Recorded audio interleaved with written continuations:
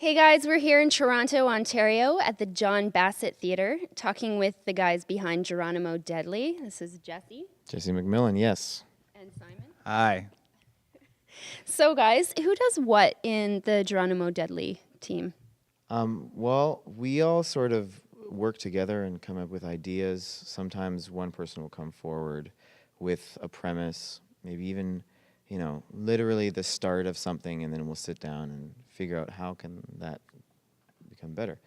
Then when it comes to shooting, we all shoot if need be. We once shot something where I shot him and he shot me. Yeah, it's just the two of us made it. Yes, I saw We that. did a whole scene in our kitchen. Yeah. Yes. That was one of the first ones we did, actually. Yeah, and we have Devin Burns does a lot of our shooting mostly. Yeah, if it looks really good, if it looks better than the other stuff, then it's Devin Burns, because he's really good at what he does. And when we get him, whenever we can get him, we do, because he's a really good cinematographer. Who's the guy who plays the crazy bum in the one film you did? What was it called again? Bum Rush. Bum Rush, yeah. And he was in Yellow Fever as well, right? Yeah. Yeah. Okay, so who's that fellow? You want That's Adam Lloyd Wilkinson. Him and I actually came up with, when we started everything, he was there in the beginning. It was basically him and I and Jesse. He contacted me about the 24-hour challenge, and he kind of got everything going. And he's not actually crazy in real life. He just plays a crazy person. He actually can play it very straight when we need him to, but mostly we need him to play crazy, so we get him to play crazy. Does a very good job of playing crazy. So you guys won the 2011 Audience Choice Award at the London Short Film Showcase. Are you guys planning on entering anything in the festival this year? Unfortunately, we haven't actually made anything since that last bit. We've had things we've been wanting to get going again, and we helped out another troupe make a music video, and that did very well on the internet. How did you guys come up with the idea with the listening to the seashell and the baby shoe and the garbage cans and whatnot? That idea came originally. I was shooting with Devin. We were shooting something, and I was just doing sound recording. And so I was doing the boom, and there was other actresses and actors there.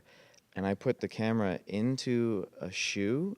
We were at a women's shelter, so there was kids' shoes, and so I put it in the shoe. And one of the actresses, Angie, she said, yeah, you probably hear children laughing in there, right? And it was one of those one sentence, and I was like, huh. And then we both looked at Devin, and looked at him, and we were like, that's a good idea. And then, but then it didn't come up for a long time later, and then we wanted to shoot a video, and he said, what ideas have we had? And I said, remember that one about the thing? And so then Simon and I got together, and we hashed it out, even right down to the double gunsies.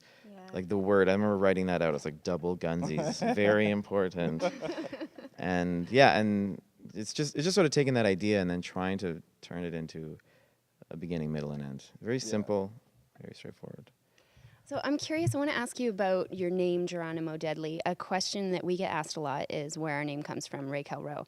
So can you tell me a little bit about how you guys came up with that?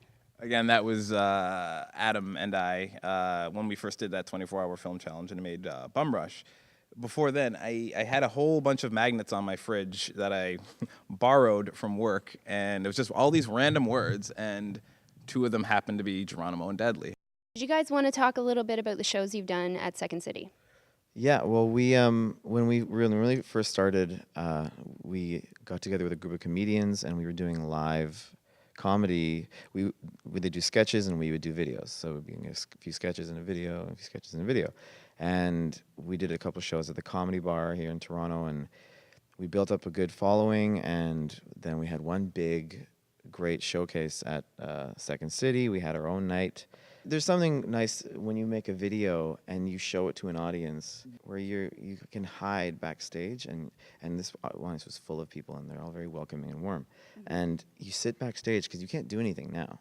You've made it. It's done. When you're performing on stage, you can ramp it up or do whatever. And so I remember sitting back there, and during Big Brother, there's a big surprise at the end, as many of our films kind of have.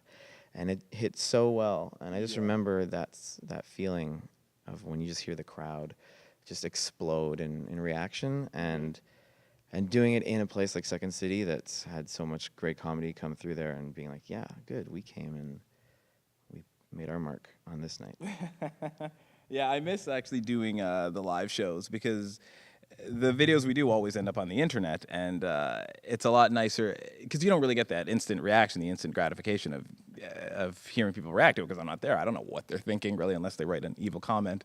So doing it during the live shows, it's nice to actually, just to hear them and to be there. And like he had mentioned Big Brother, there's another one we did called Game Night, and there's a whole bunch of moments throughout that it's really nice to hear the reactions, because a lot of the things we did in there, I'm kind of like, I don't know how people are going to react to this. Like, there's a bit of murder and whatnot that some people would frown upon, but most people laughed, so it was great. And we premiered that too at Second City, and that was a very good response.